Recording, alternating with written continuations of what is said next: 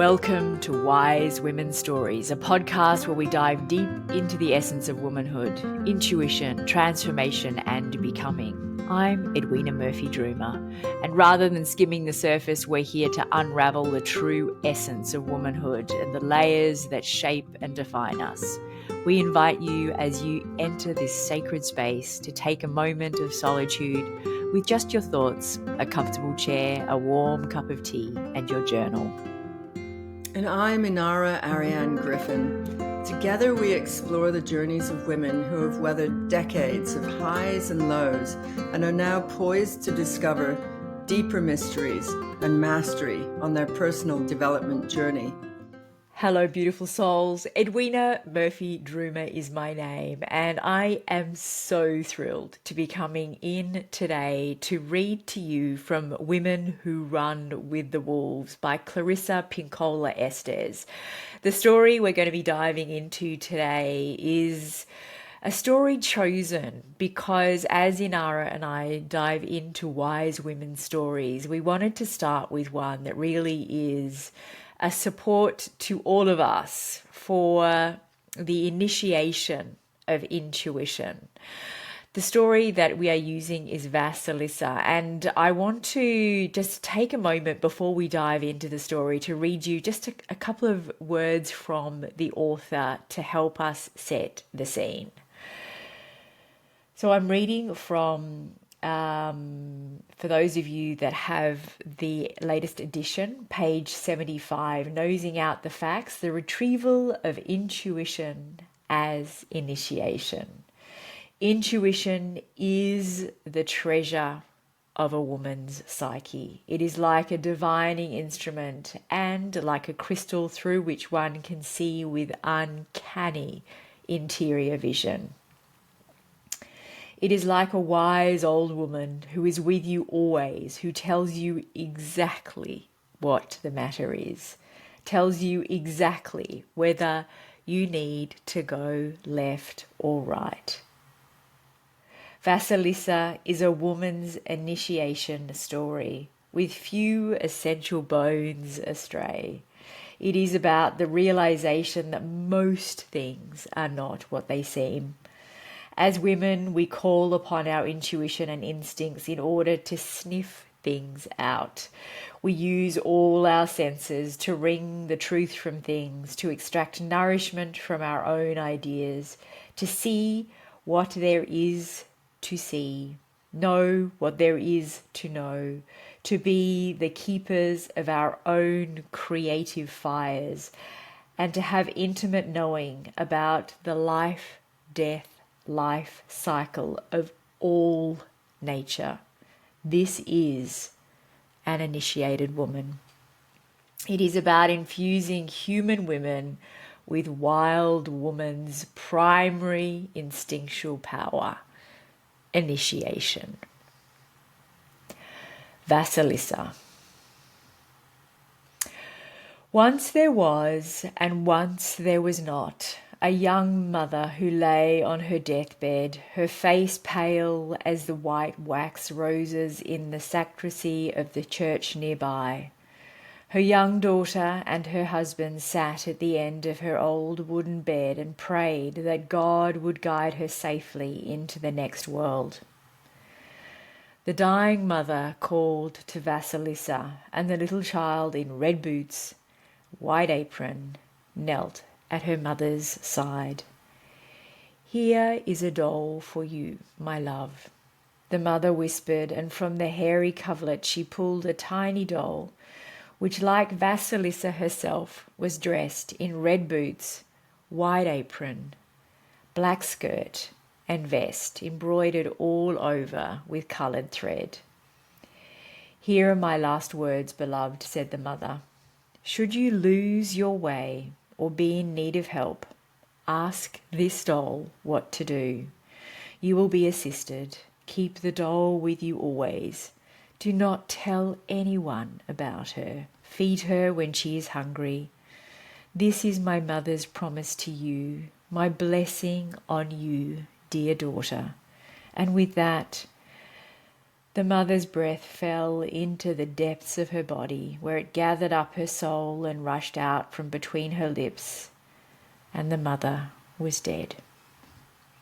The child and her father mourned for a very long time, but like the field cruelly ploughed under by war, the father's life rose green from the furrows again, and he married a widow with 2 daughters.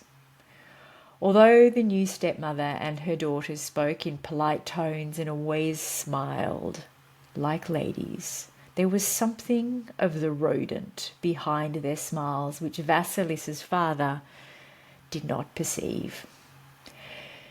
Sure enough, when the 3 women were alone with Vasalisa, they tormented her, forced her to wait on them, sent her to chop wood so her lovely skin would become blemished. They hated her because she had a sweetness about her that was otherworldly. She was also very beautiful. Her breasts were bounding while theirs dwindled from meanness.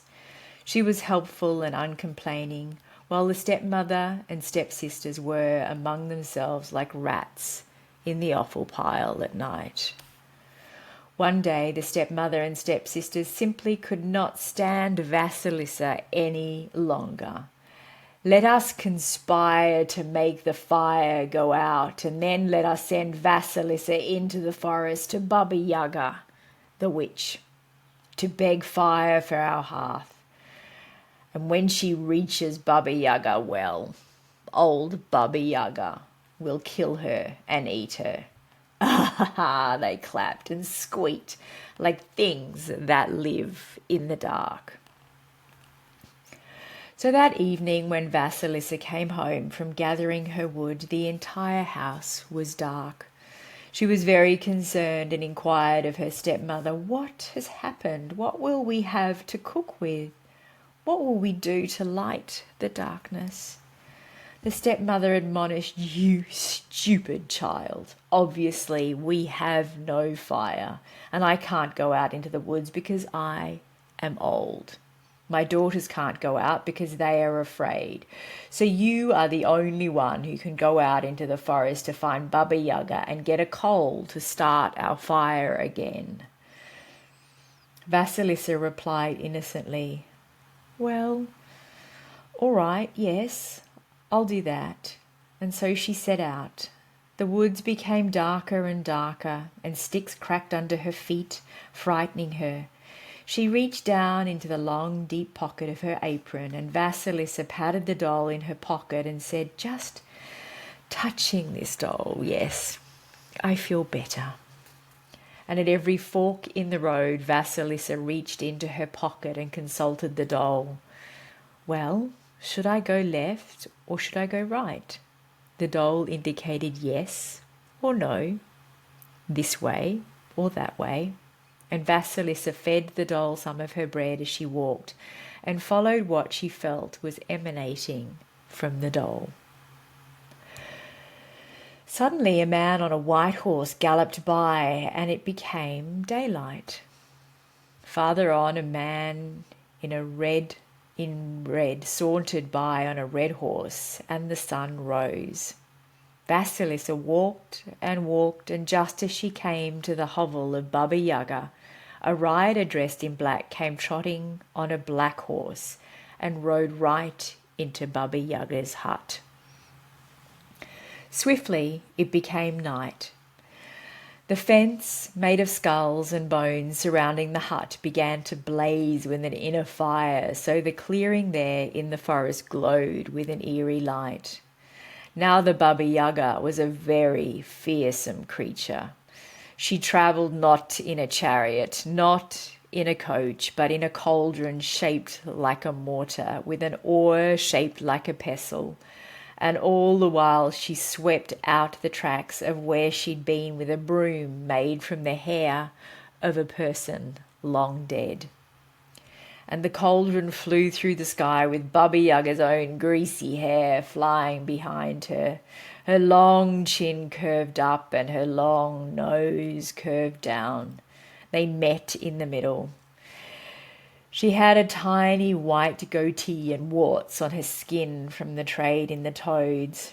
Her brown, stained fingernails were thick and ridged like roofs, and so curled over she could not make a fist. Even more strange was Baba Yaga's house. It sat atop huge, scaly, yellow chicken legs and walked about all by itself, sometimes twirled around and around like an ecstatic dancer. The bolts on the doors and shutters were made of human fingers and toes, and the lock on the front door was a snout with many pointed teeth. Vasilisa consulted her doll and asked, "Is this the house we seek?" The doll, in its own way, answered, "Yes, this is what you seek." Before she could take another step, Baba Yaga, in her cauldron, descended on Vasilisa and shouted down at her, "What do you want?" And the girl trembled, "Grandmother, I come for fire. My house is cold. My people will die. I need fire." Baba Yaga snapped, "Oh, yes, I know you and your people. Well, you useless child, you let the fire go out. That's an ill-advised thing to do, and besides, what makes you think I should give you flame?" Vasilisa consulted her doll and quickly replied, "Because I ask?" Baba Yaga purred, "You're lucky. That's the right answer." And Vasilisa felt very lucky she had given the right answer. Baba Yaga threatened, "I cannot possibly give you fire until you've done work for me. If you perform these tasks for me, you shall have the fire. If not..." And here Vasilisa saw Baba Yaga's eyes turn suddenly to red cinders. "If not, my child, you shall die." So Baba Yaga rumbled into the hovel and lay down upon her bed and ordered Vasilisa to bring her what was cooking in the oven. In the oven was enough food for 10 people, and Baba Yaga ate it all, leaving just a tiny crust and a thimble of soup for Vasilisa. "Wash my clothes, sweep the yard, and clean my house.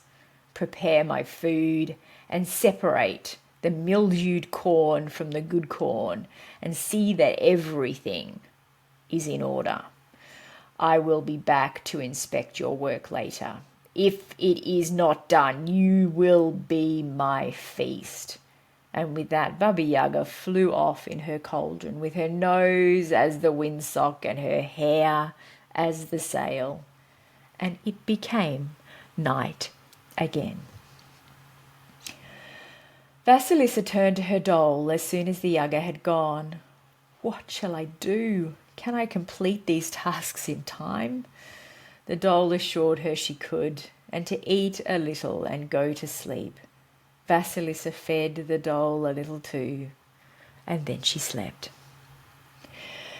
In the morning, the doll had done all the work, and all that remained was the meal to be cooked.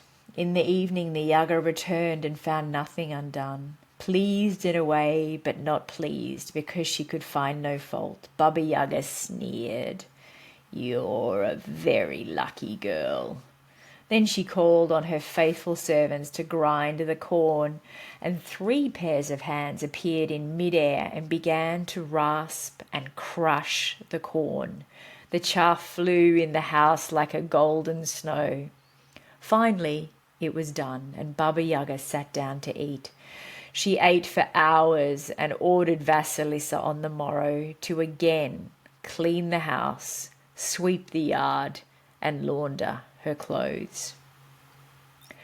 The Yaga pointed to a great mound of dirt in the yard. "In that pile of dirt are many poppy seeds, millions of poppy seeds, and I want in the morning to have 1 pile of poppy seeds and 1 pile of dirt, all separated out from each other. Do you understand?" Vasilisa almost fainted. "Oh my, how am I going to do that?" She reached into her pocket and the doll whispered, "Don't worry, I will take care of it." That night, Baba Yaga snored off to sleep, and Vasilisa tried to pick the poppy seeds out of the dirt. After a time, the doll said to her, "Sleep now. All will be well." Again, the doll accomplished these tasks, and when the old woman returned home, all was done. Baba Yaga spoke sarcastically through her nose. "Well, lucky for you, you were able to do these things." She called for her faithful servants to prepare the oil from the poppy seeds, and again 3 pairs of hands appeared and did so. While the Yaga was smearing her lips with grease from her stew, Vasilisa stood by. "What are you staring at?" barked Baba Yaga. "May I ask you some questions, grandmother?" asked Vasilisa. "Ask," ordered the Yaga. "But remember, too much knowledge can make a person old too soon." Vasilisa asked about the white man on a white horse. "Aha," said the Yaga fondly. "That first is my day." "And the red man on the red horse?" "Ah, that is my rising sun." "And the black man on the black horse?" "Ah, yes, that is the third, and he is my night." "I see," said Vasilisa. Come, come, child. Wouldn't you like to ask more questions?" wheedled the Yaga. Vasilisa was about to ask about the pairs of hands that appeared and disappeared, but the doll began to jump up and down in her pocket. So instead, Vasilisa said, "No, grandmother. As you yourself say, to know too much can make one old too soon." "Ah," said the Yaga, cocking her head like a bird. "You are wiser than your years, my girl. And how did you come to be this way?" "By the blessing of my mother," smiled Vasilisa. "Blessings!" screeched Baba Yaga. "Blessings! We need no blessings around this house. You'd best be on your way, daughter." She pushed Vasilisa out into the night. "I'll tell you what, child, here." Baba Yaga took a skull with fiery eyes from her fence and put it on a stick. "Here, take this skull on a stick home with you. There's your fire. Don't say another word. Just be on your way."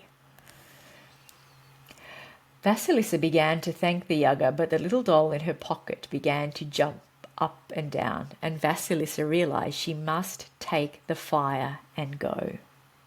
She ran for home through the dark forest, following the turns and twists in the road as the doll told her which way to go.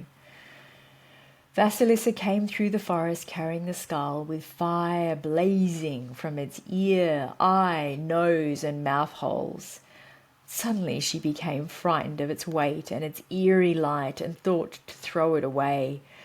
But the skull spoke to her and urged her to calm herself and to continue towards the home of the stepmother and stepsisters. And this she did. As Vasilisa came nearer and nearer to her house, her stepmother and stepsisters looked out the window and saw a strange glow dancing through the woods. Closer and closer it came. They could not imagine what it could be. They had decided that Vasilisa's long absence meant she was dead by now and her bones dragged away by animals, and good riddance.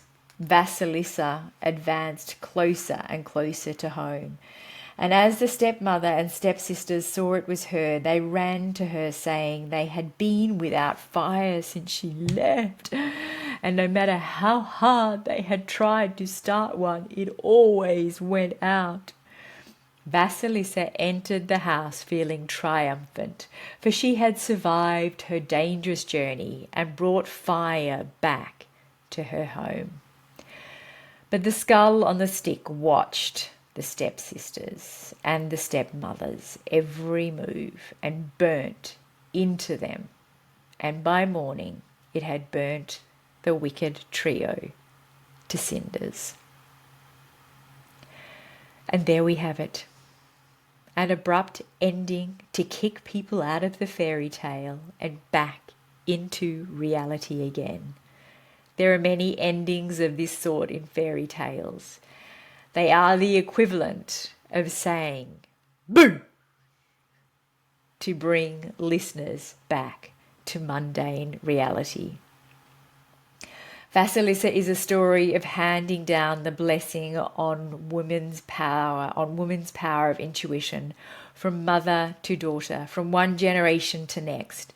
This great power, intuition, is composed of lightning fast inner seeing, inner hearing, inner seeing, and inner knowing.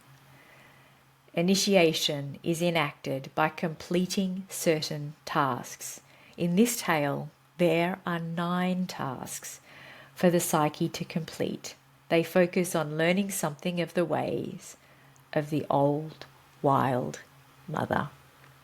And Inara and I are super, super excited to walk you through those 9 tasks throughout the coming episodes. All right, beautiful souls, that is it from me today. Mwah. So much love, and bye for now.